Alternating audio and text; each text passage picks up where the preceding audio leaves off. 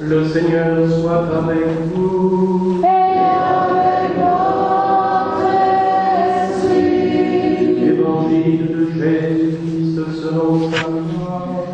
Gloire à toi, Seigneur.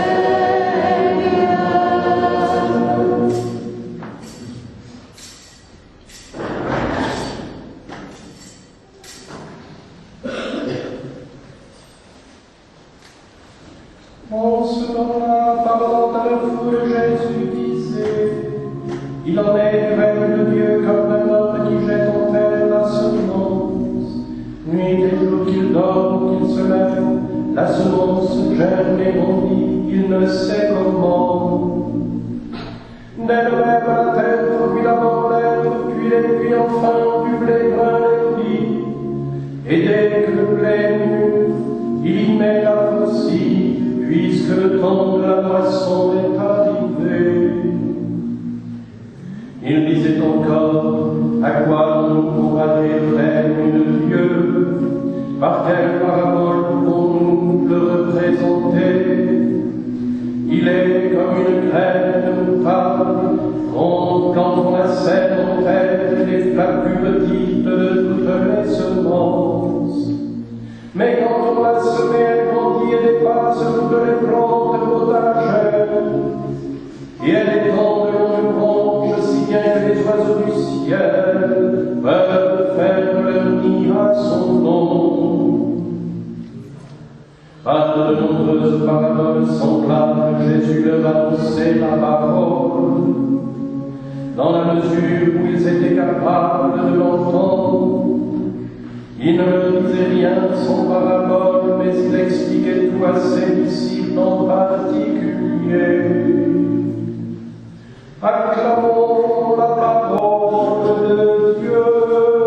Alléluia, Alléluia, Alléluia, Alléluia, Alléluia,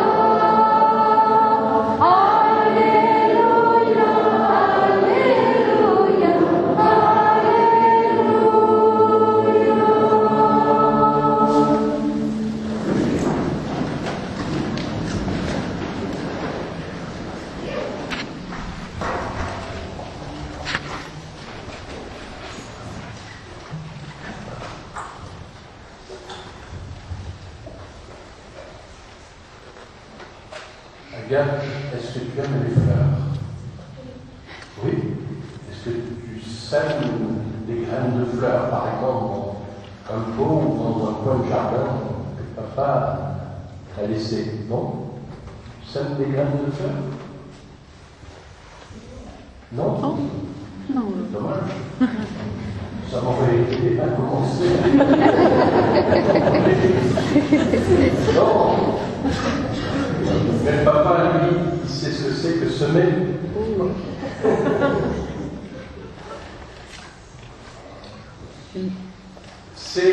Ce sont ces images très agricoles que Jésus nous donne pour nous faire comprendre, essayer d'approcher par l'intelligence du cœur la connaissance du royaume de Dieu.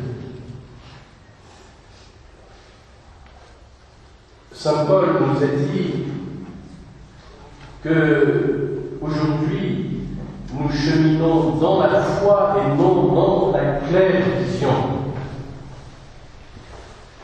Et c'est pourquoi il nous faut vivre dans la confiance, comme il dit encore, dans la parole de Dieu. Certes, nous aspirons à ce moment où nous serons libérés de ce qui nous empêche encore aujourd'hui de voir ces réalités invisibles et éternelles, celles qui demeurent. Nous savons, selon les Écritures aussi, que la figure de ce monde passera, mais que Dieu demeure éternellement. Et c'est pourquoi nous attendons cette venue du royaume de Dieu. Nous devrions au moins l'attendre, comme l'agriculteur attend que le grain de blé jeté en terre meurt pour germer, pour s'élever. Quand on voit, en revenant, je voyais des champs de blé qui frémissaient, mais ils étaient en herbe encore. Ils ne sont pas montés au point de produire les plis, et pourtant les plis est là en puissance, mais on ne le voit pas encore. Eh bien, cette réalité du royaume, voyez-vous, est un peu à l'image de ces deux paraboles que nous donne Jésus. Et une chose qui est très intéressante à retenir, et je crois que c'est une des grâces que nous avons dans l'Église catholique. Certes, nous sommes sauvés dans le baptême, et même nous sommes devenus enfants de Dieu. Et Saint Jean dira, nous le sommes réellement. Mais il ajoute, c'est au chapitre 3 de la première lettre, ce que nous sommes ne paraît pas encore. Nous sommes appelés à la résurrection. Tout à l'heure, tous ceux qui vont communier, Agathe communiera en premier. Eh bien, chacun nous allons recevoir la vie divine, la vie éternelle. Alors, vous aurez beau essayer de mettre des lunettes sur lunettes ou de regarder au microscope, vous ne verrez pas la vie. Et pourtant, elle est là. Et Jésus ajoute que celui qui mange sa chair et boit son sang à la vie éternelle, c'est vie divine, qui ne se corrompt pas, qui ne périt pas, qui ne connaîtra pas la mort. Et qui plus est, Jésus dit, au dernier jour, moi, je le ressusciterai. Donc, en nous se trouve la vie éternelle au moment de la communion, la vie divine, qui nous fait ressembler à Jésus. Mais nous ne le voyons pas encore. Et déjà la puissance de la résurrection. Cette puissance, avant même que nous soyons morts, mais qui est déjà là et qui nous relèvera au jour de la résurrection des morts. Eh bien, nous ne voyons pas encore les réalités dans les réalités mystérieuses du royaume. Elles n'en sont pas moins réelles. Et c'est pourquoi nous cheminons par la foi, nous dit saint Paul, et non dans la claire vision. Et alors je termine ce verset de saint Jean dans sa première lettre, au chapitre 3. C'est lors de sa manifestation, lorsque Jésus viendra en gloire, et toute chair le verra. C'est lors de sa manifestation que nous lui serons semblables éternellement. Mais nous sommes déjà enfants de Dieu. Mais cela paraîtra pleinement au moment de sa manifestation, au moment de sa venue en gloire. Eh bien, nous voyons qu'il y a tout un processus, toute une croissance, qu'il faut du temps. Quand on a semé une graine, on ne va pas voir ce qui se passe ensuite, la semaine suivante, en terre, si la graine est toujours là, qu'est-ce qu'elle fabrique Sinon, vous ne verrez rien du tout finalement. La graine ne donnera pas l'herbe et elle ne grandira pas. C'est pas en tirant sur les carottes qu'on fait grandir les carottes. Il nous faut donc, comme dit saint Jacques, cette patience de l'agriculteur. Lui, il a semé. Il a préparé la terre, il a semé. Saint Paul dira, un autre a arrosé. Mais la croissance, c'est Dieu qui la donne. Eh bien, cette croissance du royaume de Dieu, en nous, au milieu de nous, cette croissance de la vie divine, de la vie de la grâce. Saint Jean-Paul II parlait de ce primat de la grâce. C'est pas de nous dépenser tous azimuts qui va faire grandir ou advenir plutôt le royaume de Dieu. Mais c'est être docile le Saint-Esprit est à l'œuvre de la grâce en nous. Cette grâce qui nous sanctifie, qui nous fait grandir, qui nous approche du royaume du Père Céleste, qui nous permet de l'aimer et de le servir dans notre vie quotidienne, humblement, pauvrement, mais réellement. Et nous voyons alors que, insensiblement, mais c'est là, un moment, la graine laisse paraître le blé en herbe. Et puis ce blé en herbe grandit avec la chaleur, la pluie aussi, ça grandit, et il produit l'épi. Et puis l'épi se forme et il est plein de grains. Et c'est quand ce processus est arrivé à son terme qu'alors, dit Jésus, le temps de la moisson est là. Dans une autre parabole, Jésus nous dira que alors Dieu enverra les moissonneurs. Figurez-vous que les moissonneurs, ce seront les anges. Mais certains d'entre nous aussi seront des moissonneurs. Car Jésus dit à ses apôtres, je vous ai envoyé moissonner là où vous n'avez pas peiné. Vous allez récolter le fruit de la sueur d'autres qui sont passés avant vous. C'est sûr que c'est assez gratifiant d'avoir une bonne récolte.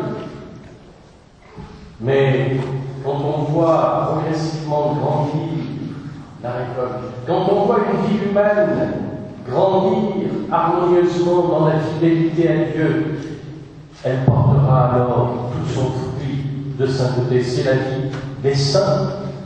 J'ai rencontré à ces jours-ci un ami béninois qui était très proche de notre ami Jean Pillard, que certains connaissent, et qui est subitement décédé le jour de l'Ascension.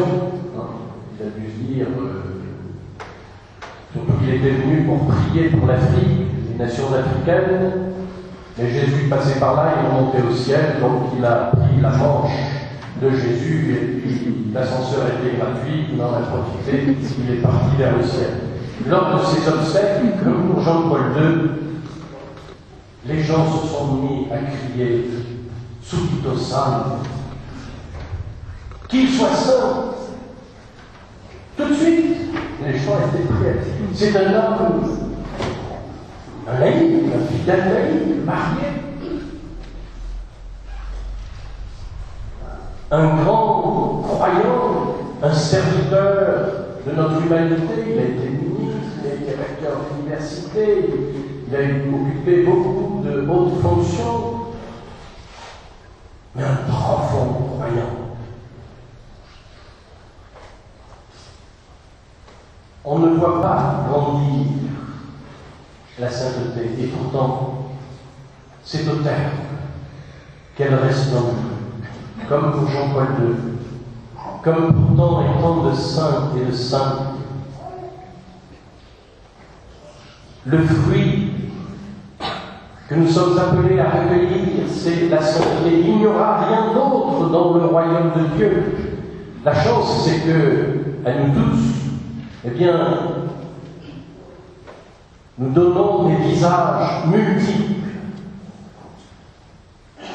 très colorés de la sainteté, mais dans une harmonie extraordinaire, car l'ensemble du corps du Christ est saint, que le royaume du Père, c'est le resplendissement de la sainteté, de la lumière, de la vérité, de la joie, de la béatitude. Et c'est vers ce but que nous sommes tendus. Donc, vous voyez, il ne faut pas se morfondre sur le moment présent. On se dit, pas de chance pour cette année, la récolte sera coûteuse. On rencontrait aussi, à ces jours-ci, l'archevêque de Ouagadougou. La pluie tardait à venir. La saison des pluies devrait normalement commencer. Ça tardait à venir. Et dans le Sahel, on sait combien on sème, mais on ne sait pas si on va récolter si la pluie ne vient pas.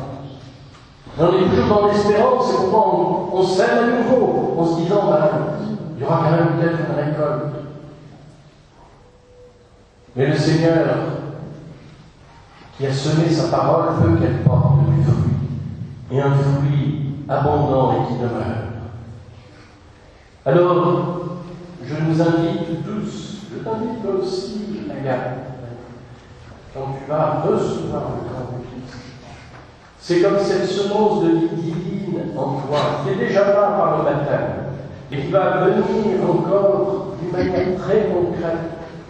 Tu vas recevoir le corps du Christ, tu vas manger le corps du Christ et boire son sang pour la vie éternelle, pour la vie, pour mener une vie de sainteté.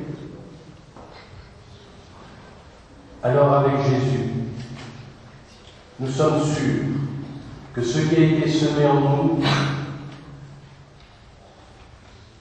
ce n'est pas une graine falsifiée, transgénique. Non, c'est la vie même de Dieu. Et cela, personne ne pourra changer. Et la vie divine produit nécessairement son fruit. Alors nous l'accueillons avec joie et dans la foi, comme nous communions dans la foi, sûr que c'est le corps de Jésus. Quand il sera élevé tout à l'heure après la consécration, dans ton cœur, Agathe, tu pourras dire « Jésus, c'est toi que j'adore. C'est ta présence réelle, ton corps que j'adore. » Chacun d'entre nous, nous pourrons faire cet acte d'adoration. Et alors, la vie de Jésus, elle, continuera de jour en jour, de semaine en semaine, d'année en année, de grandir en nous, afin d'arriver jusqu'au jour de la moisson. Et nous ne connaissons pas le jour, mais nous savons que Dieu fait tout contribuer au bien de ceux qui l'aiment. Seigneur, viens bénir tes enfants en ce jour, pour que cette grâce, ce don de la sainteté, de la vie divine, en chacun de nous, grandisse. Donne-nous l'humilité, la ferveur, donne-nous la persévérance et la patience, jusqu'au jour où tu paraîtras et où nous te verrons tel que tu es, pour te ressembler éternellement. Amen. Amen.